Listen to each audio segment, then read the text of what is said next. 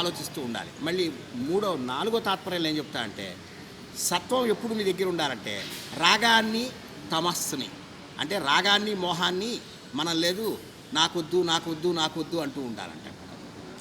అదే చెడు అన్నది చెడు అనకు, చెడు వినకు, చెడు కనకు, జపం చేయాలి.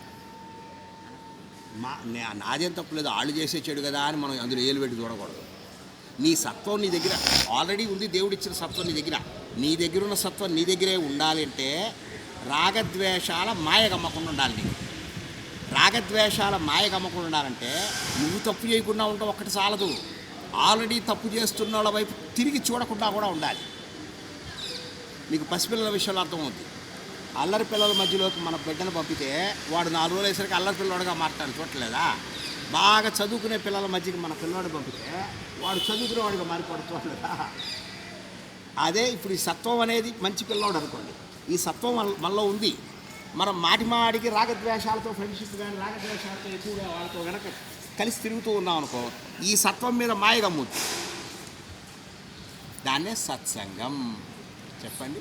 సత్సంగత్వే నిస్సంగత్వం, సత్సంగత్వే నిస్సంగత్వం, నిస్సంగత్వే నిర్మోహత్వం, నిస్సంగత్వే నిర్మోహత్వం, నిర్మోహత్వం నిశ్చలతత్వం, నిర్మోహత్వం నిశ్చలతత్వం, నిశ్చలతత్వే జీవన్ముక్తి, నిశ్చలతత్వే జీవన్ముక్తి.